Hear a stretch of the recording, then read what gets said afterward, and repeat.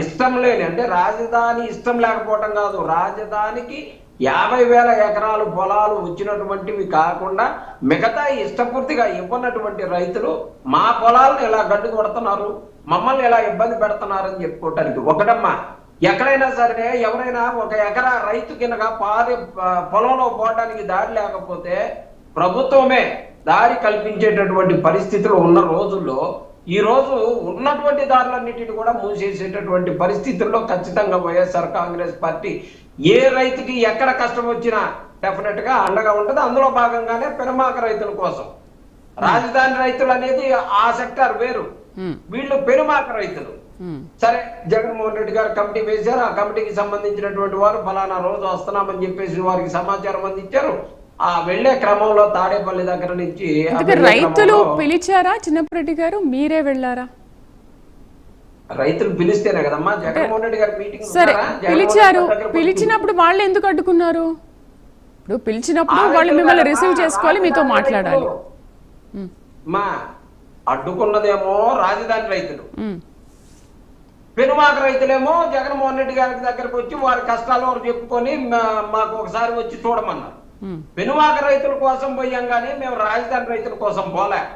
రాజధాని రైతులు కూడా ఏదైనా కష్టం అనిపిస్తే ఖచ్చితంగా వెళ్తాం.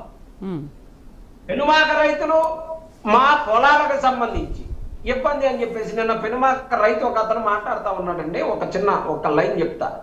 ఆయన ఏమంటారంటే 50 సంవత్సరాలుగా పోలవరం కట్టుకుంటూ 50,000 కోట్ల రూపాయలు ఖర్చు పెట్టి చేసేటటువంటి ప్రాజెక్టు ఒకవైపు, మా దానికి 50 రూపాయలు ఖర్చు పెట్టకుండా 50 సంవత్సరాలుగా 3 పంటలు పండించుకునేటటువంటి పొలాలు మా వైపు, 50 రూపాయలు ఖర్చు పెట్టకుండా 3 పంటలు పండేటటువంటి భూమిని ఈ రోజు జేసీబీలు పెట్టి తోమి గందరగోళం చేస్తా ఉన్నారు. ఇది ఎక్కడ న్యాయం అండి? డబ్బు ఖర్చు పెట్టే పని లేదు.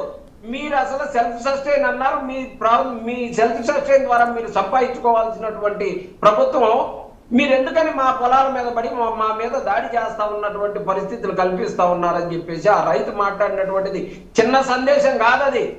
భారతదేశంలో ఎక్కడా కూడా 3 పంటలు పండేటటువంటి పొలాలు ఒక్క పెనుమాక గ్రామానికి సంబంధించినటువంటి ప్రాంతంలోనే ఉన్నాయి. ఇప్పటి నుంచి కాదు, 50 సంవత్సరాలుగా. అలాంటి భూమిని ఎలా తోవాలనిపిస్తుంది? అలాంటి భూమిని వాళ్ళు అప్పటికీ చెప్పారు, ఏదైనా రోడ్లకి వాటికి అవసరమైతే మా దాంట్లో తీసుకోండి అని కూడా వాళ్ళు చెప్పినటువంటి పరిస్థితి. అట్లా కాదు, మొత్తం రియల్ ఎస్టేట్ లో కలిపేయాలా, అమ్ముకోవాలా, దోచుకోవాలా, దాచుకోవాలా, ఇది కదా కార్యక్రమం. ఖచ్చితంగా వైఎస్ఆర్ కాంగ్రెస్ పార్టీ ఇప్పుడు అండగా ఉంటది, భవిష్యత్తులో అండగా ఉంటదని ఖచ్చితంగా చెప్పగలం. ఆ దాడి వెనకాల ఎవరున్నారో ఆ టిఎన్ఎఫ్ అధ్యక్షులు మొత్తం విజువల్స్ ఉన్నాయి కదమ్మా. ఎవరు వైఎస్ఆర్ కాంగ్రెస్ పార్టీకి సంబంధించిన వాళ్ళు రాళ్ళు వేసింది కాదు, కోడిగుడ్లు